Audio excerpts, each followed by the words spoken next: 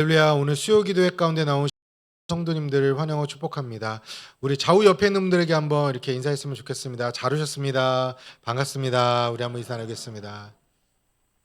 네, 오늘 마음에 손을 얹고 한번 이렇게 우리 자신에게 한번 고백했으면 좋겠는데요. 성령님께서 오늘 시간 나를 인도해 주실 줄 믿습니다. 우리 한번 고백하겠습니다. 성령님께서 나를 인도해 주실 줄 믿습니다. 아멘. 또 한 번 더 고백할 때는요. 성령님께서 오늘 시간 나에게 성령의 충만한 은혜를 주실 줄 믿습니다. 성령님께서 나에게 충만한 은혜를 주실 것을 믿습니다. 아멘. 네, 오늘 이 시간 성령의 인도하심과 또 예비하신 놀라운 은혜를 경험하는 또 누리는 우리 모든 성도님들 되시기를 주님의 이름으로 축원합니다. 오늘 함께 나눌 하나님의 말씀은 신약성경 사도행전 16장 6절에서 10절 말씀입니다. 사도행전 16장 6절에서 10절까지의 말씀입니다.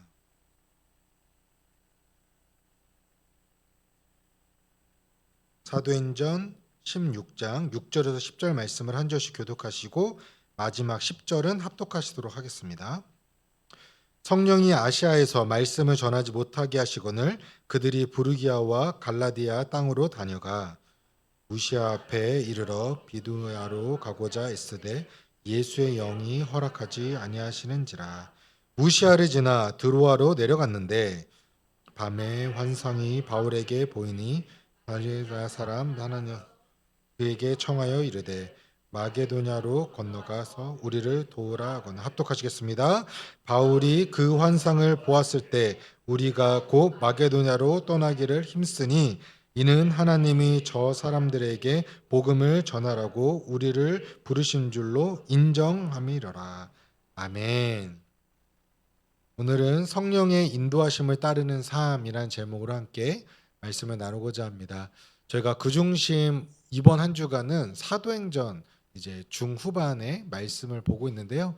오늘 그 가운데에서 16장 말씀을 통하여서 함께 은혜를 나누고자 합니다. 사랑하는 성도 여러분, 혹시 정성껏 세운 계획이 있었는데 생각지 못하게 벽에 부딪혀서 좌절감을 느껴보신 적이 있으십니까? 열심히 준비한 시험에서 낙방이 되었거나 또 야심차게 시작했던 나의 새로운 프로젝트나 사업이 장사가 어려움에 부딪혀서 좀 힘듦을 경험하신 적이 있으신가요? 살다 보면은 아직도 젊지만 깨닫는 진리 중에 하나는 내 마음대로 되는 게 없구나라는 것 같습니다. 아무리 내가 계획할지라도 그것을 온전히 이루는 것은 쉽지는 않은 것 같습니다. 그렇다고 해서 우리가 아무것도 안 하고 그냥 포기하고 있어서는 안 되지만 우리가 이 가운데서 오늘 말씀을 통해서 어떻게 우리의 삶을 살아가야 되는지, 어떤 것이 성령이 인도하시는 삶인 것인지 우리가 함께 나누고자 합니다. 오늘 본문은요, 바울 2차 전도 여행 중에 아주 중요한 전환점을 보여주고 있습니다. 바울과 그의 일행은요, 소아시아 전역에 복음을 전하려고 뜨거운 열정을 또 계획을 가지고 있었습니다. 그것은 누가 봐도 매우 선하고 거룩한 계획이었어요. 그러나 하나님은 그들의 계획을 막으시고 전혀 예상하지 못했던 새로운 길로 그들을 인도하셨습니다. 이 과정을 통해서 바울의 일행은 자신들의 계획이 아니라 성령의 인도하심에 온전히 순종하는 법을 배우게 됩니다. 오늘 이 시간 바울의 여정을 따라가면서 우리의 삶의 걸음을 인도하시는 성령님의 음성에 귀 기울이는 법을 우리가 배우고자 합니다. 또 오늘 말씀을 통해서 우리 앞에 놓인 또 막힌 문 앞에서 좌절하는 것이 아니라 더 좋은 길로 인도하시는 하나님의 그 손길과 인도하심을 발견하고 그 기쁨을 또 누리고 또 순종하며 나아가는 저와 우리 모든 성도님들 되시기를 주님의 이름으로 축원합니다.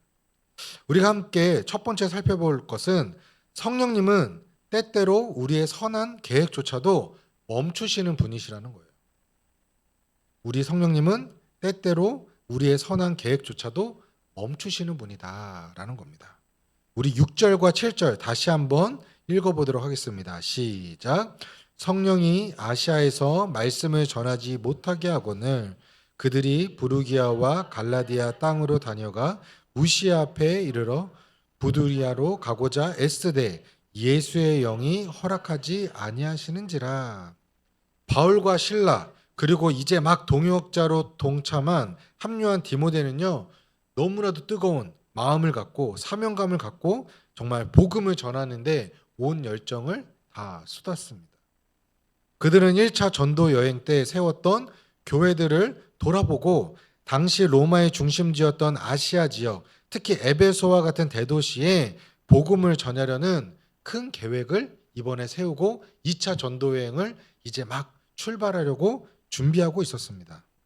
지금 여기까지 들었을 때 무엇이 문제인가요? 전혀 문제가 없습니다. 너무나도 합리적이고 전략적인, 너무나도 완벽한 그런 전도 여행을 준비하고 이제 출발하기만 하면 되는 상황이었다라는 겁니다. 더 넓고 더 많은 사람에게 복음을 전하려는 그 열정적인 사역자들의 그 마음을 누가 잘못됐다라고 감히 이야기할 수 있겠습니까? 그런데 이상한 일이 벌어졌다라는 거예요. 6절에 보면 성령이 아시아에서 말씀을 전하지 못하게 했다라고 기록되어 있어요. 누가 못하게 했다고요? 성령께서 주의 복음을 전하는 것을 막으셨다라는 거예요. 이 말씀은 사실 이 부분만 보면은 결코 이해가 되지가 않습니다. 아니, 말씀을 전하는 걸 왜 막으시지? 라는 생각을 갖게 되잖아요. 여기서 못하게 하다라는 그 원어, 헬라어 원어를 살펴보면은요, 그냥 단순히 권유한 것이 아니라 완곡하게 반대하고 금지했다라는 의미가 담겨져 있어요. 매우 강한 의미인 것이죠. 성령님께서 바울이 분명히 인지할 수 있는 방법으로 아시아로 나아가는 그 사역을 강력하게 막으셨다라는 거예요. 이에 바울 일행은요, 계획을 잠시 수정합니다. 아시아의 길을 막혔으니까 그럼 북쪽으로 방향을 틀어서 비두니아로 가고자 했던 것이에요. 비두니아 역시 소아시아 북서부 중요한 지역이었어요. 그들은 포기하지 않고 가고자 애썼다라고 오늘 본문은 이야기합니다. 이 길을 막으셨으니까 그럼 이 길로 다시 한번 열심히 우리가 한번 힘을 써보자라고 했던 것이죠. 여기까지도 전혀 문제가 없어요. 포기하지 않고 다시 한번 또 다른 길로 나아가는 바울과 그의 동역자들이었던 것이죠. 그러나 7절에 뭐라고 이야기합니까? 이번에도 역시 예수의 영이 허락하지 아니하신지라 라고 이야기하고 있어요. 예수의 영이. 사단이 막은 게 아니에요. 성령님께서 예수의 영이 막으셨다라고 오늘 본문은 이야기하고 있습니다. 두 번의 계획, 두 번의 시도가 모두 성령님에 의해서 가로막힌 것이에요. 성도 여러분, 이것이 바로 우리가 신앙생활하면서 경험하게 되는 딜레마인 것 같습니다. 분명히 나는 선한 의도로 이번 사역을, 이번 무언가를 준비했는데 하나님, 제가 이번에 이거 되기만 하면, 이번 회사에 들어가면, 이번 프로젝트만 잘하면 제가 헌금도 하고 또 하나님께 더욱더 충성하겠습니다 자체를 봤을 때는 전혀 문제가 되지 않죠. 지금 바울과 그의 일행조차도 너무나도 선한 의도가 분명했지만 성령님께서 막으셨다라는 거예요. 그것도 두 번씩이나 막으셨다라고 분명히 이야기하고 있습니다. 이때 우리는 무슨 생각을 하게 되죠? 왜 내 기도를 안 들어주시지? 뭐가 잘못됐나? 아니면 하나님께서 나를 버리셨나? 라는 생각까지 갈 수도 있어요. 하지만 오늘 본문은요, 하나님께서 막으셨다라는 것이 결코 거절이나 버리셨다라는 의미가 아니라는 것이에요. 다시 한번 말씀드립니다. 하나님께서 우리의 길을 막으신 것이 우리에게 실패나 그냥 거절하거나 우리를 버리셨다, 포기하셨다라는 뜻이 아니라는 것이라는 거예요. 하나님께서 비두니아의 영혼들을 버리신 것이 아니었습니다. 다만 사람이 다 이해할 수 없는 하나님의 더 크고 놀라운 계획, 즉 우선순위와 시간표가 있었던 것이에요. 우리의 시간표와 하나님의 때는 다르잖아요. 주님의 때, 카이로스, 하나님의 그 때를 우리는 더 바라보고 그 때를 기다리며 나아가야 한다라는 것이에요. 근데 우리는 늘 언제나 나의 때에 하나님의 뜻을 말하죠. 하나님 지금입니다라고 말할 때가 너무 많아요. 하나님 지금 이 순간 들어주세요. 이번에는 꼭 들어주세요. 라고 할 때가 사실 더 많이 있다라는 것이죠. 부활하신 주님은 바울 일행을 시계 방향이 아닌 반대 방향으로 이끌어가기를 원하셨어요. 지금은 아시아가 아니라 마게도냐, 아가야, 로마가 먼저라고 하나님의 그 선교 계획이 있었던 것이에요. 우리는 2000년 뒤에 이 말씀을 통해서 그것이 맞았고 하나님의 넓은 큰 그 계획을 볼 수 있지만 우리의 삶도 지금 이 순간 다 이해할 수 없지만 이와 같이 하나님의 큰 계획하신 가운데에 우리를 이끌고 계신다는 사실을 우리는 믿고 신뢰하고 나아가야 한다는 것이에요. 오늘 우리의 짧은 생각으로는 지금 이 길이 최선인 것처럼 보일지라도 하나님은 우리가 보이지 않는 더 넓은 지도를 보고 계세요. 그 계획을 갖고 계신 분이시라는 거예요. 그 하나님을 믿으십니까? 안 믿으세요? 당황해서 안 믿으세요? 아니 이건 아멘 하셔야죠. 믿으십니까?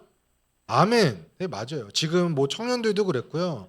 우리 결혼하신 분들도 우리 젊은 부부들도 있고 또 나이가 드신 우리 어른들도 그렇고 지금 무언가를 계획하고 있는 것들이 분명히 있는데 그 계획하신 때에 하나님의 더 큰 우리를 선한 길로 인도하시는 그 계획하심이 분명히 있다라는 거예요.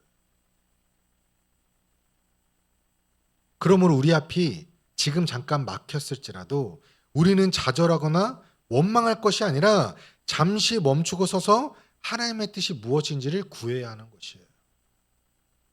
나의 계획이 좌절되고 자존심이 상할 수도 있습니다. 그 막힌 길 끝에서 우리를 기다리는 하나님의 새로운 계획을 우리는 신뢰해야 한다는 것이에요. 성령님은 아니라는 그 응답은 우리를 향한 사랑의 또 다른 표현이고 더 좋은 길로 인도하시기 위한 하나님의 섭림을 믿으시는 우리 사랑하는 우리 더사랑교회 모든 성도님 되시기를 주님의 이름으로 축원합니다. 두 번째로 성령님은 우리의 길이 막힌 그 자리, 바로 그 불확실 속에서 새로운 부르심을 들려주신다라는 거예요. 그냥 막으시고 끝이 아니라요. 그 막으신 그곳에서 우리에게 새로운 부르심, 새로운 콜링을 하신다라는 거예요. 두 번이나 길이 막힌 바울 일행은요. 결국 항구 도시 드로아로 내려갔습니다. 드로아는 아시아와 유럽을 잇는 중요한 관문인데요. 하지만 지금 그들에게 드로아는 더 이상 나갈 길을 알 수 없는 막다른 골목과 같은 곳이었어요. 도대체 어디로 가야지? 이곳으로 오긴 왔는데 아니 여기도 막으시고 여기도 막으신다면 도대체 어디로 가야 되는 것이냐? 오히려 하나님을 향해 원망을 할 수 있는 그런 사실 상황이라는 것이죠. 동쪽도 북쪽도 막혔으니 이제 어디로 가야 할지 알 수 없는 답답한 상황이에요. 우리의 인생도 그러지 않습니까? 하나님 이걸 준비했는데 이게 아니라면, 그럼 이거를 준비했는데 이것도 아니라면 도대체 어디입니까? 이런 답답한 상황이 우리의 삶에 너무나도 많이 있고 살다 보면 모두가 겪게 되는 것이죠. 아마 그들은 칠흑 같은 어두운 밤바다를 바라보며 깊은 기도에 잠겼을 것입니다. 바로 그때 9절에 놀라운 사건이 일어납니다. 우리 9절을 한번 다 같이 읽어보시겠습니다. 9절 시작. 밤에 환상이 바울에게 보이니 마게도냐 사람 그들에게 청하여 이르되 마게도냐로 건너와서 우리를 도우라거늘. 아멘. 하나님의 인도하심은요 참으로 신비롭습니다. 모든 계획이 막히고 인간적인 방법이 끝난 그곳에서요 하나님은 초자연적인 방법으로 또 꼭 그 초자연적인 방법이 아니더라도요 어떠한 방법을 통해서라도 우리에게 새로운 길을 열어주시는 분이시라는 분이에요. 이 환상은 아주 구체적이었어요. 마게도냐 사람, 지금으로 이야기하면 그리스 북부에 해당하고요. 북마게도냐 지역을 의미합니다. 그러니까 유럽인 것이죠. 유럽 사람이 나타나 간청을 했어요. 그 외침은 여러분 제발 마게도냐로 건너와서 우리를 도와주십시오. 우리에게 복음을 전해 주십시오. 라는 환상을 보게 된 것이에요. 여기서 도우라라는 말에 우리가 주목할 필요가 있습니다. 이 단어는 헬러 원어로 보면은요, 울음소리를 뜻하는 단어와 달리다라는 뜻의 합성어예요. 그럼 그대로 직역하면 뭐죠? 울음소리를 듣고 달려가다라는 의미가 돼요. 이것은 단순한 요청이 아니라요, 복음이 없어 영적으로 죽어가고 울부짖는 한 영혼의 절규이고 또 유럽 대륙 전체의 영적인 비명과 같은 그런 부르짖음이었다라는 것입니다. 하나님은 바울에게 이 절박한 울음소리를 듣게 하신 것이었어요. 아시아와 비두니아를 향했던 바울의 시선을 강제로 돌이켜서 바다 건너편 마게도냐 땅의 영적인 필요를 보게 하신 것이죠. 우리의 계획이 막힌 이유는 어쩌면 우리가 집중하고 있는 그곳이 아니라 하나님께서 우리의 도움이 필요한 절실히 필요한 다른 곳을 보게 하기 위함일 수도 있다라는 것이에요. 혹 지금 우리에게도 이런 막힌 가운데에서 잠시 멈춰서서 하늘을 보며 우리에게 하나님께서 원하시는 그 새로운 부르심이 무엇인지 한번 귀 기울이기를 간절히 소망합니다. 오늘 이 시간 그런 은혜가 우리 모두에게 있기를 간절히 소망합니다. 나의 성공, 나의 성취에 매몰된 우리의 시선을 돌이켜서 영적으로 울부짖는 이웃과 세상을 보게 하시려는 하나님의 뜻일 수 있다는 것이에요. 그것을 우리가 기억하면서 매년 하는 것이 무엇입니까? 사실은 전도는 매일 해야겠죠. 우리의 삶 가운데에 꼭 전도지를 돌리지 않더라도 또 어떠한 방법을 통해서라도 우리는 여러 가지 방법으로 전도를 할 수 있습니다. 근데 그것을 우리가 자각하기 위해서 매년 새생명 축제를 하는 거 아니겠습니까? 전도하지 않는 교회는요, 죽은 교회예요. 우리의 늘 삶 가운데에 우리의 매일매일의 삶 가운데 새생명 축제와 같이 우리 주변에 있는 이웃들에게 하나님의 사랑을, 주의 복음을 전할 수 있어야 돼요. 요즘 전도하기가 쉽나요? 어렵나요? 어렵죠. 제가 전도사 때부터 해서 이제 그 사역했을 때에 이제 매주 이제 전도지를 이제 나눠줬던 적이 있었고, 또 이제 제가 맡았던 부서를 이제 전도하려고 학교 앞에 가서 2달 동안 정말 하루도 안 빼고 전도를 한 적이 있었거든요. 비가 오나 눈이 오나. 제가 이렇게 양복하고 이렇게 딱 하고 밖에 나가면 나쁜 놈처럼 보이세요? 아니면 그래도 인상이 좋아 보이세요? 그래도 인상 나쁘다는 얘기는 잘 안 들었는데, 제가 초등학교에서 한 달, 중학교 앞에 가서 한 달을 제가 이어서 2달을 전도한 적이 있었는데요. 너무나도 힘들더라고요. 그게 지금 10년 전 이야기거든요. 사실은 10년이 넘었어요. 15년 정도가 됐는데, 그때 당시에 양복을 입고 사탕을 두고 전도지를 만들어서 나갔는데 저를 이상하게 쳐다보더라고요. 이제 사회가 그만큼 이제 너무 무서워진 거죠, 사실은. 전도하는 게 너무나도 힘들어요. 그렇다고 해서 우리가 포기해야 될까요? 포기할 수 없죠. 전도지를 나눠주는 것이 받지 않을지라도, 또 주변에 요즘에 보면은 저희 어린이부만 봐도 지금 어린이부도 새생명 축제를 준비하고 있거든요. 근데 아이들 이야기를 들어보거나 선생님들 이야기를 들어보면 전도할 친구가 없다라는 거예요. 주변에 목사님 친구들이 다 믿어요. 그리고 뭐 천주교 다녀요. 아니면 불교예요. 뭐 기타 등등 여러 가지 이유들이 있어요. 맞아요. 그렇다면 이제 전도 안 하면 되겠네요. 그렇죠? 그런 생각이 들어요. 그럼 어떻게 해야 되지? 아이들에게 뭐라고 말해줘야 되지? 라는 생각을 했어요. 그때 가졌던 마음이 그런 마음이었어요. 아이들아, 우리 친구들아, 우리 그렇다면 주변에 우리 반에 하나님을 진짜 믿지 않는, 교회를 안 다니는 친구들이 있는지 우리 한번 첫 번째 살펴보자. 두 번째, 우리 반에 누가 있는지 보고 없으면 다 믿는다면 그럼 옆 반에 누가 있는지 한번 보자. 그것도 없다면 그럼 우리 학교 전체에서 누구는 다니고 누구는 정말 믿지 않는 친구들이 몇 명이나 되는지 우리 한번 찾아보자. 학교에서, 학원에서, 내 주변에 있는 친구들 중에서 우리 한번 찾아보자. 그리고 우리 그 친구들을 위해서 한번 기도해보자. 설령 이번에 새생명 축제를 통해서 한 명도 안 올 수가 있을 거예요. 그렇다고 해서 저희가 전도를 하지 않고 그 한 영혼을 품지 않는다는 것은 더 큰 죄일 것입니다. 그래서 우리 아이들에게 그렇게 말했어요. 우리 한 영혼을 한번 찾아보고 우리 한번 해보자. 기도해보자. 실제로 저는 없었지만 작년 새생명 축제 때 전도하려고 했던 한 친구가 있었거든요. 근데 그 친구가 1년 만에 한 달 전에 저희 교회에 왔어요. 그 얘기를 듣고서 깜짝 놀랐어요. 아, 하나님이 1년 만에 응답해 주셨구나. 그 친구를 보면서, 새 친구를 보면서, 아, 지금 내가 1년 전에 전도했지만 언제 그 친구가 교회에 나올지, 하나님을 믿을지는 그거는 하나님께 맡기는 거다. 그러니까 나는 한 영혼을 마음에 품고 기도하고 복음의 씨앗을 심자. 나는 그 마음을 아이들과 함께 나누었어요. 정말 하나님의 뜻이 무엇일지, 내 생각을 뛰어넘는 그 하나님의 역사하심을 우리는 기대하며 이번 새생명 축제를 준비하며 나아갔으면 좋겠습니다. 사랑하는 성도 여러분, 혹시 지금 내 인생에 드로아에 서 계신 분 없으십니까? 앞도 막히고 동서남북이 다 막힌 그런 삶 가운데 지금 계신 분 없으십니까? 너무나도 답답하고 어디로 가야 할지 모르는 그런 상황에 계시지는 않습니까?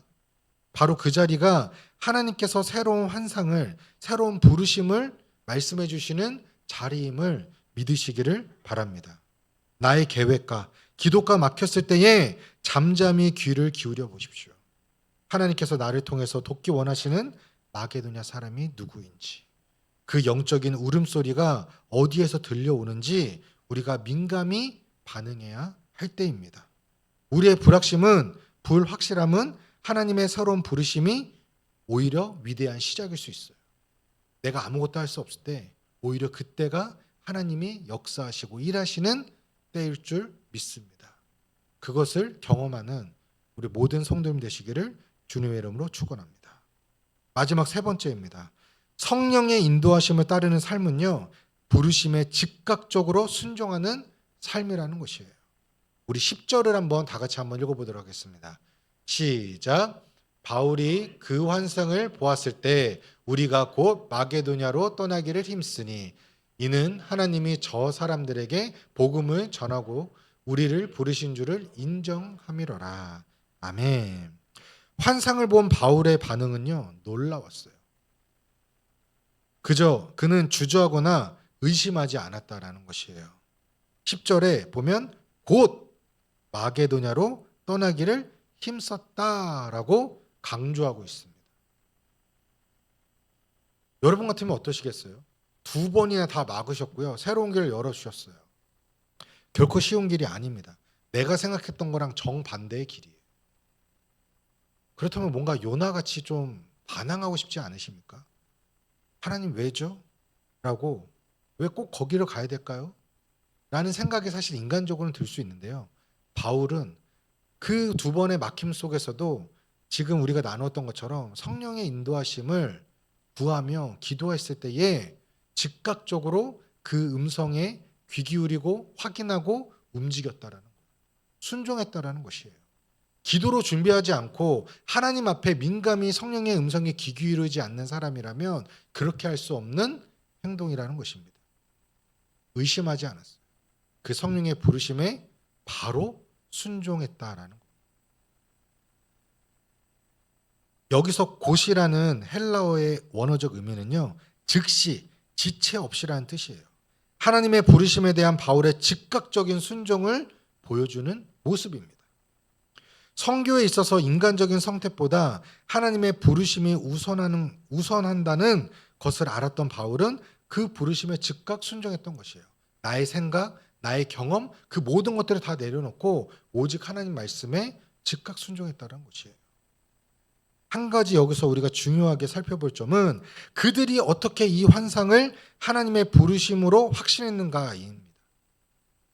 이게 진짜 하나님의 뜻일까라는 생각 많이 하잖아요. 제가 청년 사역하면서 이렇게 대형 캠프를 가면은요, 이렇게 많은 세미나들이 있어요. 선택 강의가 있어요. 거기서 가장 인기 있는 탑3 특강이 있는데 그 중에 하나가 뭔지 아세요?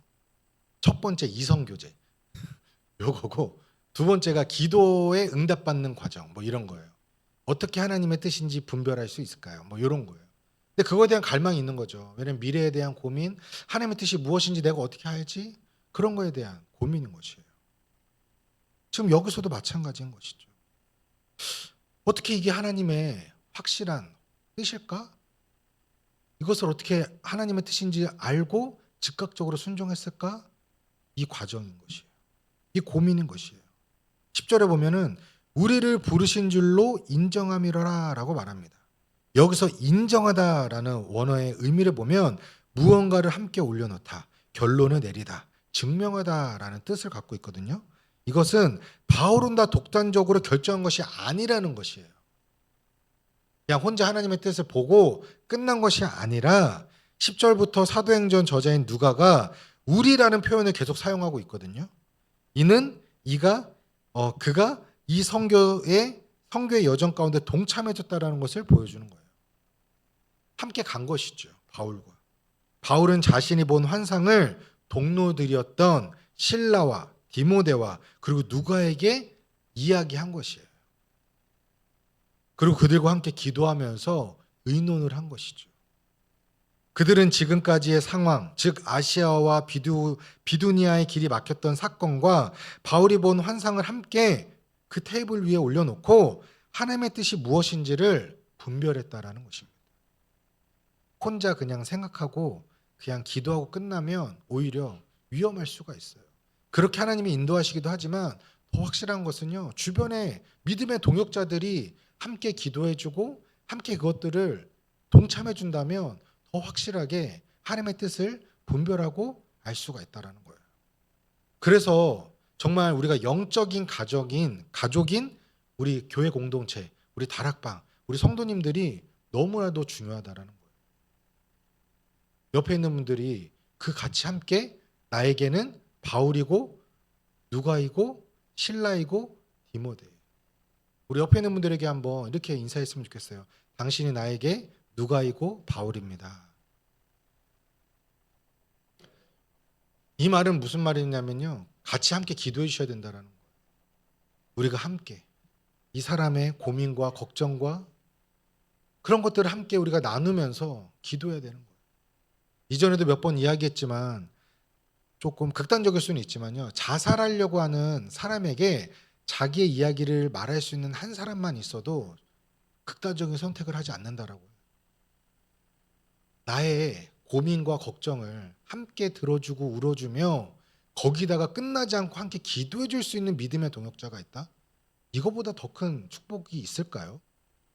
그 축복에 동참하기 위해서 매월 넷째 주 토요일 구루터기 모임에 오시면 됩니다.